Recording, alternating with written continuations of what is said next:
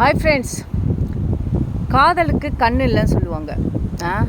அது எப்படின்னா நீச்சல் தெரியாதவன் கடலில் குதிக்கிற கதையாக தான்.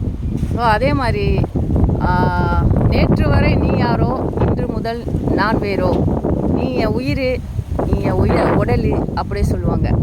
நாளைக்கு பார்த்தீங்கன்னா உங்கள் உடம்புல தண்ணி வற்றி போச்சுன்னு வச்சுக்கோங்க, அடுத்தவங்கள பார்த்து அதே டைலாகை பேசுவாங்க. ஸோ பொண்ணுங்களாக இருக்கட்டும், பையன்களாக இருக்கட்டும், யாரையும் நான் குறை சொல்ல விரும்பலை. பட் நீங்கள் உங்களை சேஃப்டி பண்ணிக்கோங்க. அவங்களுக்கு பிடிச்சவங்கள அவங்க விரும்புகிறாங்க, உங்களுக்கு பிடிச்சவங்கள நீங்கள் விரும்புங்க. நீங்கள் போய் அன்பை தேடி நீங்கள் போகாதீங்க, அன்பு உங்களை தேடி வரணும். ஓகே, அந்த மாதிரி வாழ பாருங்கள். ஸோ தோல்விங்கிறது எல்லாருக்கும் லைஃப்பில் உண்டு தான். அதுக்காக உங்களோட வாழ்க்கையை தொலைச்சிடாதீங்க. வாழ்க்கையை தொலைச்சிட்டு தேடுறதுங்கிறது ரொம்ப கஷ்டம்.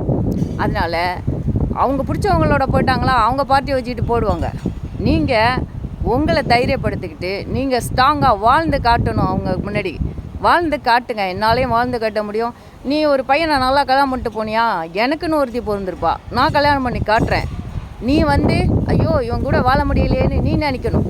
அதே மாதிரி அவன் நினைக்கணும், ஐயோ இவ கூட வாழ முடியலையே, நம்ம நல்லா வாழ்ந்துருக்கலாமே அப்படின்னு நினைக்கணும்.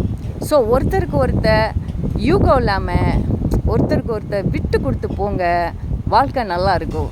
ஸோ ஒருத்தவங்களுக்காக போயிட்டு நீங்கள் உங்கள் லைஃப்பை தொலைச்சிட்டு கடைசி வரலும் சன்னியாசியம் போகாமல், நீங்கள் பிறந்ததுக்கு அர்த்தம் இருக்குது. அப்படி இல்லையா, முதியோர் இல்லத்துக்கு போங்க, அங்கே போய் உதவி பண்ணுங்கள். இல்லை வேறு எங்கேயாவது போங்க, ஒரு கோயிலுக்கு போங்க, ஏதாவது போய் அங்கே உங்களுக்கு சேவை பண்ணுங்கள். ஆனால் உங்கள் உடம்பை விட்டுறாதீங்க. ஓகே, தைரியங்கிறது மோர் இம்பார்ட்டன்ட். நம்ம லைஃப்பில் வாழ இருக்கோம். ஓகே, நம்ம உடம்புக்கு நம்ம தண்டனை கொடுக்க வரல. அதை எல்லோரும் புரிஞ்சுக்கிட்டு அதுக்கு தகுந்த மாதிரி நடந்துக்குங்க. யா.